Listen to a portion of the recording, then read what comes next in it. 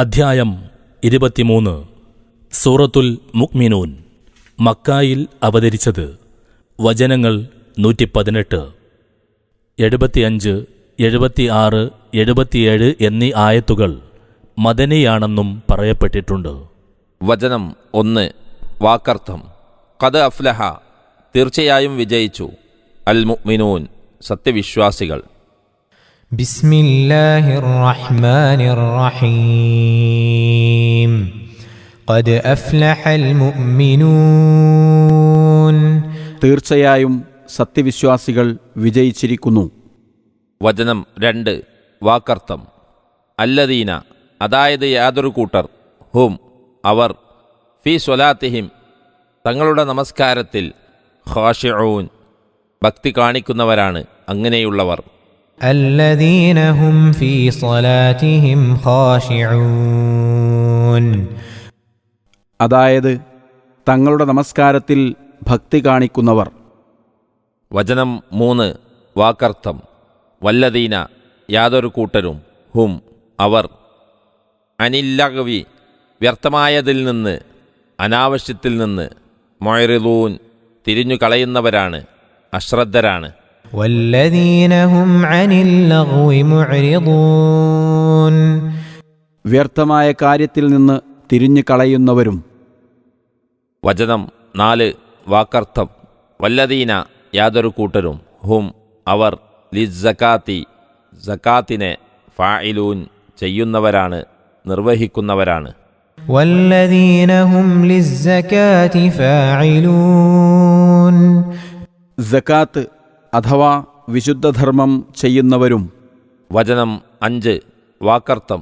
വല്ലദീന, യാതൊരു കൂട്ടരും, ഹും, അവർ, ലിഫുറൂജിഹിം, തങ്ങളുടെ ഗുഹ്യസ്ഥാനങ്ങളെ, ഹാഫിളൂൻ, സൂക്ഷിച്ചു വരുന്നവരാണ്, കാക്കുന്നവരാണ്. വല്ലദീന ഹും ലിഫുറൂജിഹിം ഹാഫിളൂൻ, തങ്ങളുടെ ഗുഹ്യസ്ഥാനങ്ങളെ സൂക്ഷിച്ചു വരുന്നവരും. വചനം 6. വാക്കർത്ഥം.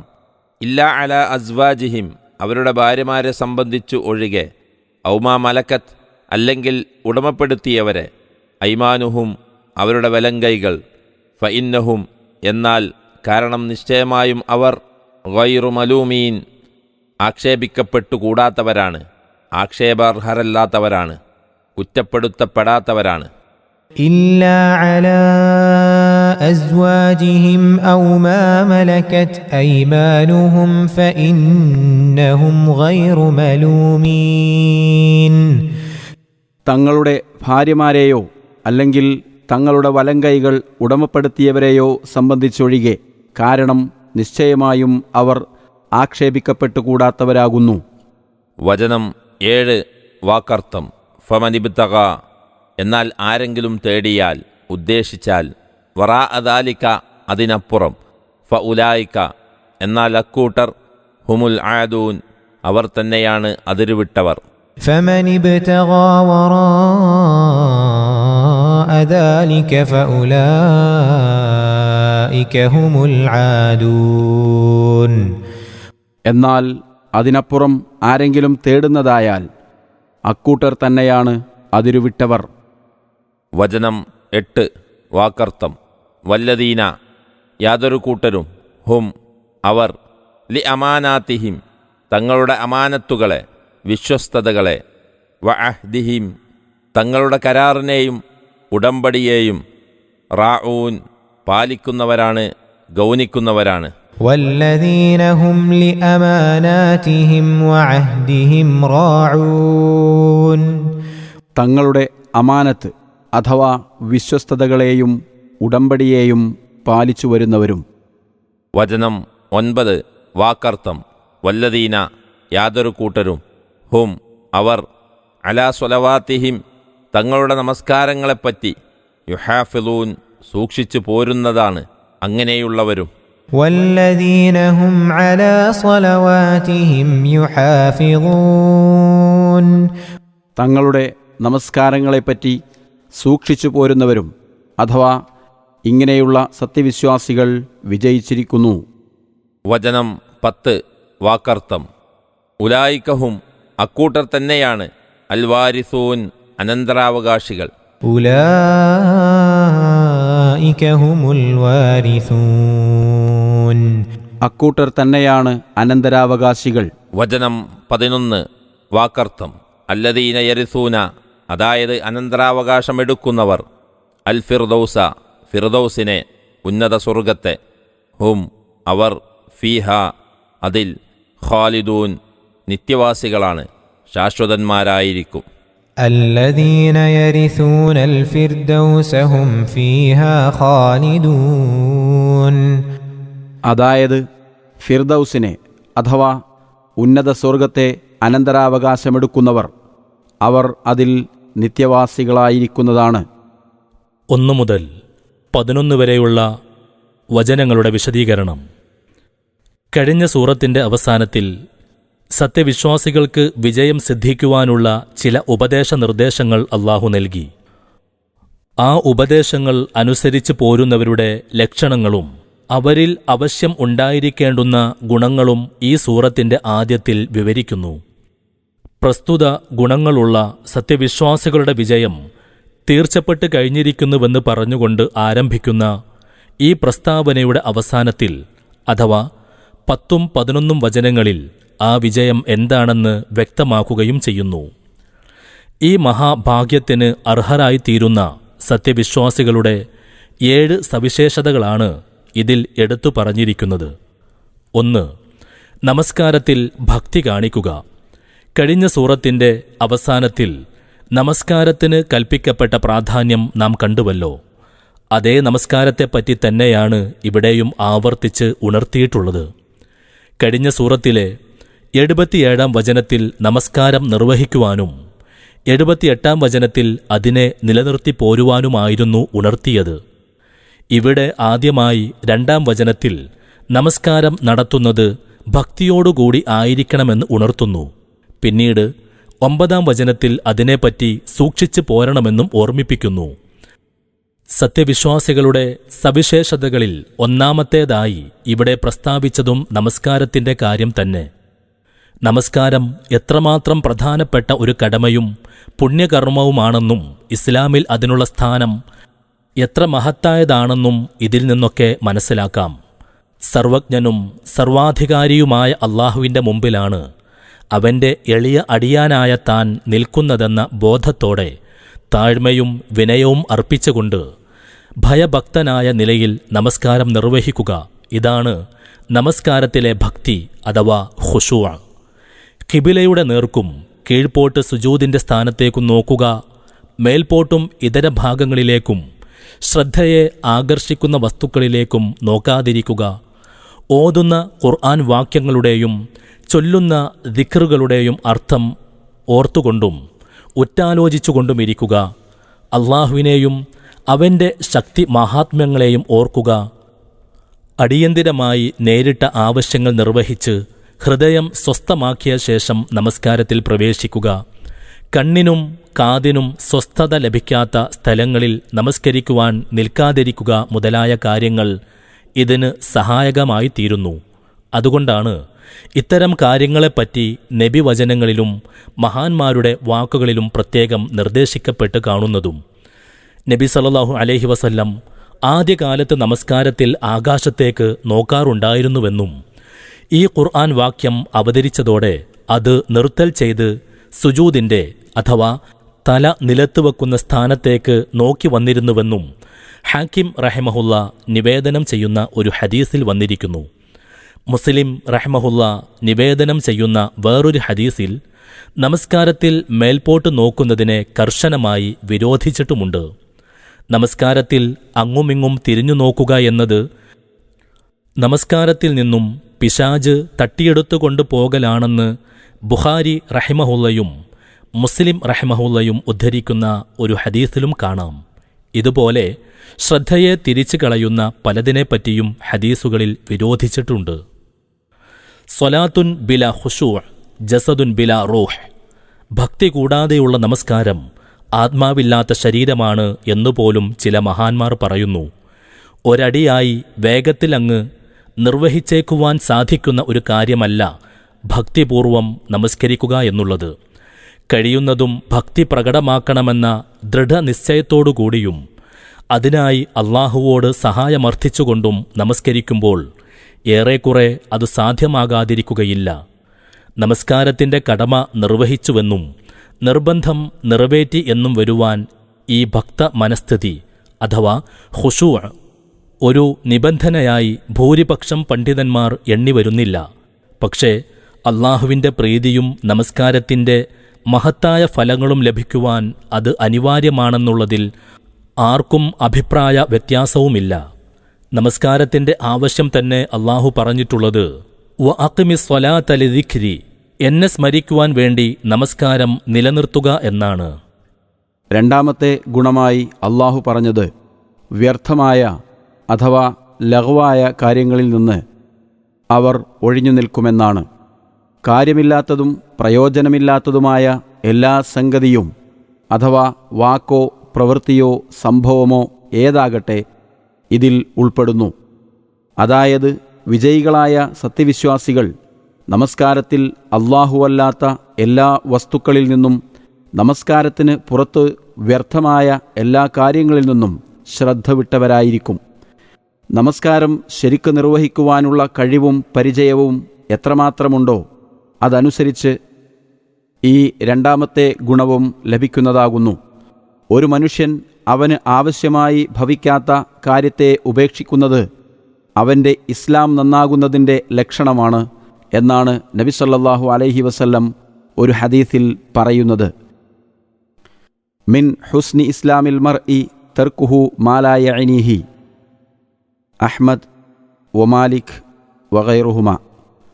കാര്യങ്ങൾ കളിയായും കളികൾ കാര്യങ്ങളായും അനാവശ്യങ്ങൾ അത്യാവശ്യങ്ങളായും വിനോദങ്ങൾ കലകളായും മാറി രൂപാന്തരപ്പെട്ടിട്ടുള്ള ഇക്കാലത്ത് വ്യർത്ഥം, വിനോദം അഥവാ അല്ലഹു വല്ലഹു എന്നിങ്ങനെയുള്ളതിന് നിർവചനവും ഉദാഹരണവും കാണിക്കുവാൻ വളരെ വിഷമമായി തീർന്നിരിക്കുകയാണ്. സത്യവിശ്വാസികളും സൽക്കർമ്മികളുമായുള്ളവർക്ക് അവയുടെ വൃത്തം വളരെ വിശാലമായും അല്ലാത്തവർക്ക് അവരവരുടെ തോതനുസരിച്ച് അതിൻ്റെ വൃത്തം വളരെ കുടുസായും ഇരിക്കുമെന്ന് തീർച്ചയാണ്. നബി സല്ലല്ലാഹു അലൈഹി വസല്ലമയുടെ അടുക്കൽ വന്ന് പുണ്യത്തെയും പാപത്തെയും അഥവാ അൽ ബിർറു വൽ ഇസ്മിനെക്കുറിച്ച് ചോദിച്ച ഒരു സഹാബിയോട് അവിടുന്ന് പറഞ്ഞ മറുപടി ഇവിടെ സ്മരണീയമാകുന്നു. ഇസ്തഫ്തി ഖൽബക് വ ഇൻ അഫ്താക്കന്നാസു സലാസൻ. സാരം, ജനങ്ങൾ നിനക്ക് എന്തു വിധി തന്നാലും ശരി, നീ നിന്റെ ഹൃദയത്തോടു തന്നെ വിധി ചോദിക്കുക. നബി സല്ലല്ലാഹു അലൈഹി വസല്ലം ഈ വാക്യം 3 വട്ടം ആവർത്തിച്ചു പറഞ്ഞു. മൂന്നാമത്തേതായി പറഞ്ഞത് അവർ സകാത്ത് എന്ന വിശുദ്ധധർമ്മം ചെയ്യുന്നവരായിരിക്കുമെന്നാണ്. സകാത്തിനെപ്പറ്റി അധികമൊന്നും പ്രസ്താവിക്കേണ്ടതില്ല. ഇസ്ലാമിൽ അതിനുള്ള സ്ഥാനവും അതുകൊണ്ട് സമുദായത്തിനുള്ള ഗുണവും പരക്കെ അറിയപ്പെട്ടതാണ്. സകാത്ത് എന്ന പദത്തിൻ്റെ അർത്ഥം തന്നെ പരിശുദ്ധി, ആത്മശുദ്ധി, വളർച്ച എന്നൊക്കെയാണ്. ധാർമ്മികമായ വളർച്ചയും ആത്മീയമായ പരിശുദ്ധിയും അതുമൂലം ലഭിക്കുന്നു. ആത്മാവിനെ പരിശുദ്ധമാക്കിയവൻ വിജയിച്ചു, ഖദ് അഫ്ലഹ മൻ സക്കാഹ എന്നും ആത്മപരിശുദ്ധി ലഭിച്ചവൻ വിജയിച്ചു, ഖദ് അഫ്ലഹ മൻ തസക്ക എന്നും ഖുർആനിൽ പറയുന്നു. ധർമ്മം മൂലമുണ്ടാകുന്ന പരിശുദ്ധിയാണ് ഇവിടങ്ങളിൽ ഉദ്ദേശമെന്ന് ചില മഹാന്മാർ വ്യാഖ്യാനിക്കുന്നത് ഇതുകൊണ്ടാകുന്നു. സകാത്ത് എന്ന പദത്തിൻ്റെ ഭാഷാർത്ഥത്തെ മുൻനിർത്തിക്കൊണ്ട് ആത്മപരിശുദ്ധിക്ക് നിദാനമായ എല്ലാ കാര്യവും പ്രവർത്തിക്കുന്നത് 4-ാം വചനത്തിൽ ഉദ്ദേശിക്കപ്പെട്ടിട്ടുണ്ടെന്നും ചിലർ പറയുന്നു. അല്ലാഹു അഅലം. 4-ാമത്തേത് ഗുഹ്യസ്ഥാനം സൂക്ഷിക്കലാണ്. സ്വന്തം ഭാര്യമാരുടെ അടുക്കലോ മതത്തിൽ അനുവദിക്കപ്പെട്ട പ്രകാരം അടിമകളിൽ നിന്ന് ധർമ്മിണികളായി സ്വീകരിച്ചിട്ടുള്ളവരുടെ അടുക്കലോ അല്ലാതെ ലൈംഗികമായ യാതൊരു ഇടപാടും അവർ ചെയ്യുകയില്ലെന്നർത്ഥം. അനുവദിക്കപ്പെട്ട ഈ 2 മാർഗങ്ങളിൽ നിന്നും അകന്നു നിന്നുകൊണ്ടുള്ള അവിഹിത ജീവിതം ഇസ്ലാമിൽ വെറുക്കപ്പെട്ടതാണ്. ഈ 2നും പുറമെയുള്ള ലൈംഗിക ഇടപാടുകളാകട്ടെ വ്യഭിചാരവൃത്തിയുമാകുന്നു. അതുകൊണ്ടാണ് ഈ 2 കൂട്ടരുമായി ഇടപെടുന്നതിനെപ്പറ്റി ആക്ഷേപിക്കുവാനില്ലെന്നും അതിനപ്പുറം ആവശ്യപ്പെടുന്നവരാണ് അതിരുവിട്ടവരെന്നും അള്ളാഹു പ്രത്യേകം പ്രസ്താവിച്ചത്. 4 ഭാര്യമാരെയും അതിനു പുറമെ അടിമധർമ്മിണികളെയും ആവശ്യം വന്നാൽ സ്വീകരിച്ചുകൊള്ളുവാൻ ഇസ്ലാം അനുവദിച്ചിട്ടുണ്ട്. ഇതു സംബന്ധമായ വിശദ നിയമങ്ങളും നിബന്ധനകളും നബി സല്ലല്ലാഹു അലൈഹി വസല്ലമയുടെ ഹദീസുകളിലും ഫിഖ്ഹിന്റെ അഥവാ കർമ്മശാസ്ത്രത്തിന്റെ ഗ്രന്ഥങ്ങളിലും കാണാവുന്നതാണ്. ബഹുഭാര്യത്വം പഴഞ്ചനും അപരിഷ്കൃത വഴക്കവുമാണെന്ന് ഘോഷിച്ചുകൊണ്ടോ അല്ലെങ്കിൽ നാട്ടാചാരമോ മതാചാരമോ അനുവദിക്കായിക നിമിത്തമോ അനഭിലഷണീയമായ പ്രേമബന്ധങ്ങളെയും വ്യഭിചാരശാലകളെയും അഭയം പ്രാപിക്കുവാൻ നിർബന്ധിതമാകുന്ന ഇന്നത്തെ ആധുനിക ലോക സമ്പ്രദായം ഇസ്ലാമിക നിയമത്തെ കൂടുതൽ യുക്തമാക്കി കാണിക്കുക മാത്രമാണ് ചെയ്യുന്നത്. മാ മലക്കത്ത് ഐമാനുഹും എന്ന വാക്കിനാണ് അവരുടെ വലങ്കൈകൾ ഉടമപ്പെടുത്തിയവർ എന്ന് തർജ്ജമ കൊടുത്തത്. അവർ ഉടമപ്പെടുത്തി എന്ന ഉദ്ദേശത്തിലുള്ള ഒരു അലങ്കാര പ്രയോഗം അഥവാ മജാസ് ആണിത്. യുദ്ധത്തിൽ പിടിക്കപ്പെട്ട ശേഷം അടിമകളാക്കി അധീനത്തിൽ വെക്കപ്പെട്ടവർക്ക് അഥവാ സ്ത്രീയായാലും പുരുഷനായാലും വലങ്കൈകൾ ഉടമപ്പെടുത്തിയവർ എന്ന് പറയപ്പെടും. ഇത് ഖുർആനിലും മറ്റു പലയിടത്തും സാധാരണ കാണപ്പെടുന്ന ഒരു പ്രയോഗശൈലിയാകുന്നു. അവരുടെ ഉടമസ്ഥാവകാശമെന്ന അർത്ഥത്തിൽ മിൽക്കുൽ യമീൻ വലങ്കൈയിന്റെ ഉടമസ്ഥത എന്നും അറബിയിൽ പറയപ്പെടുന്നതാണ്. കൂടുതൽ വിവരം ഈ സൂറത്തിന്റെ അവസാനം ചേർത്ത 1-ാം വ്യാഖ്യാനക്കുറിപ്പിൽ കാണാം. 5ഉം 6ഉം ഗുണങ്ങളായി പ്രസ്താവിച്ചത് വിശ്വസ്തതകളെയും കരാറുകളെയും അവർ പാലിക്കുമെന്നുള്ളതാണ്. മറ്റുള്ളവർ ഏൽപ്പിച്ചതോ സ്വയം ഏറ്റെടുത്തതോ സ്വയം ചെയ്യുമെന്ന് മറ്റുള്ളവരാൽ വിശ്വസിക്കപ്പെടുന്നതോ ആയ കാര്യങ്ങളെല്ലാം അമാനാത്ത് അഥവാ വിശ്വസ്തതകൾ എന്നു പറഞ്ഞതിൽ ഉൾപ്പെടുന്നു. അതുപോലെ തന്നെ മനുഷ്യർ തമ്മിലുള്ളതും അള്ളാഹുവിനും മനുഷ്യനും ഇടയിലുള്ളതുമായ വിശ്വസ്തതകളും ഇതിൽ അടങ്ങുന്നു. മറ്റുള്ളവരോട് ചെയ്യുന്ന വാഗ്ദാനങ്ങളും കരാറുകളുമെല്ലാം അഹദ് അഥവാ ഉടമ്പടി എന്ന വാക്കിലും ഉൾപ്പെടും. നബി സല്ലല്ലാഹു അലൈഹി വസല്ലം പറയുന്നു, ആയത്തുൽ മുനാഫിഖി സലാസുൻ ഇദാ ഹദ്ദസ കദബ വ ഇദാ വഅദ അഖ്ലഫ വ ഇദാ തുമിന ഖാന. അൽ ബുഖാരി വഗൈറുഹു. കപടവിശ്വാസിയുടെ ലക്ഷണം 3 അവൻ സംസാരിക്കുമ്പോൾ കളവു പറയും, വാഗ്ദത്തം ചെയ്താൽ ലംഘിക്കും, വിശ്വസിക്കപ്പെട്ടാൽ ചതിക്കും. ഇവ 3 പരസ്പര ബന്ധമുള്ള കാര്യങ്ങളാണല്ലോ. 7ാമത്തെ ഗുണമായി നമസ്കാരത്തിൻ്റെ കാര്യം ഒന്നുകൂടി എടുത്തു പറഞ്ഞിരിക്കുന്നു. അഥവാ അവർ നമസ്കാരത്തെപ്പറ്റി സൂക്ഷിച്ചു വരുന്നവരാണെന്ന്. നമസ്കാരത്തിൽ ആചരിക്കേണ്ടുന്ന കാര്യങ്ങളെല്ലാം സൂക്ഷ്മമായും കൃത്യമായും പാലിക്കുക, അതിൽ അനുഷ്ഠിക്കേണ്ടുന്ന മര്യാദകൾ ഗൗനിക്കുക, കൃത്യസമയത്തും ചിട്ടയോടുകൂടിയും അനുഷ്ഠിക്കുക. ചുരുക്കത്തിൽ നമസ്കാരം തൻ്റെ ഏറ്റവും പ്രധാനപ്പെട്ട ഒരു കടമയും കർമ്മവുമാണെന്ന ബോധത്തോടുകൂടി പ്രവർത്തിക്കുക. ഇതെല്ലാമാണ് നമസ്കാരത്തെപ്പറ്റി സൂക്ഷിച്ചു പോരുക എന്നതിൻ്റെ സാരം. നബി സല്ലല്ലാഹു അലൈഹി വസല്ലമ അരുളി ചെയ്യുന്നു, യഅലമു അന്ന ഖൈറ അഅമാലിക്കും അസ്സലാ വലാ യുഹാഫിളു അലൽ വുളൂഇ ഇല്ലാ മുഅ്മിനുൻ. മാലിക് വ അഹ്മദ്. നിങ്ങൾ അറിയുവിൻ, നിങ്ങളുടെ കർമ്മങ്ങളിൽ ഉത്തമമായത് നമസ്കാരമാകുന്നു. സത്യവിശ്വാസിയല്ലാതെ വുളൂവിൻ്റെ കാര്യത്തിൽ സൂക്ഷിച്ചു പോരുകയില്ല. വുളൂ ചെയ്യുക എന്നത് നമസ്കാരത്തിന് ഒഴിച്ചുകൂടാത്തതാണല്ലോ. അബ്ദുല്ലാഹിബ്നു മസ്ഊദ് റളിയല്ലാഹു അൻഹു ഇപ്രകാരം പറയുന്നു, സഅൽതു റസൂലല്ലാഹി സ്വല്ലല്ലാഹു അലൈഹി വസല്ലം ഫഖുൽതു യാ റസൂലല്ലാഹ് അയ്യുൽ അമലി അഹബ്ബു ഇലല്ലാഹി തആല ഖാല അസ്സലാത്തു അലാ വഖ്തിഹാ ഖുൽതു സുമ്മ അയ്യു ഖാല ബിർറുൽ വാലിദൈൻ ഖുൽതു സുമ്മ അയ്യു ഖാല അൽ ജിഹാദു ഫീ സബീലില്ലാഹ് റവാഹു അശ്ശൈഖാൻ. ഞാൻ റസൂൽ സല്ലല്ലാഹു അലൈഹി വസല്ലമ തിരുമേനിയോട് ഇങ്ങനെ ചോദിച്ചു, അള്ളാഹുവിൻ്റെ റസൂലേ, അള്ളാഹുവിങ്കൽ അധികം ഇഷ്ടപ്പെട്ട കർമ്മം ഏതാണ്? അവിടുന്ന് പറഞ്ഞു, നമസ്കാരം അതിൻ്റെ സമയത്തു ചെയ്യലാണ്. ഞാൻ ചോദിച്ചു, പിന്നെ ഏതാണ്? അവിടുന്ന് പറഞ്ഞു, മാതാപിതാക്കൾക്ക് ഗുണം ചെയ്യലാണ്. ഞാൻ ചോദിച്ചു, പിന്നെ ഏതാണ്? തിരുമേനി പറഞ്ഞു, അള്ളാഹുവിൻ്റെ മാർഗത്തിൽ സമരം ചെയ്യലാണ്. മേൽക്കണ്ട ഗുണങ്ങളോടുകൂടിയ സത്യവിശ്വാസികളുടെ വിജയസിദ്ധിയെപ്പറ്റി അക്കൂട്ടരാണ് അനന്തരാവകാശികൾ എന്നത്രേ അള്ളാഹു പറയുന്നത്.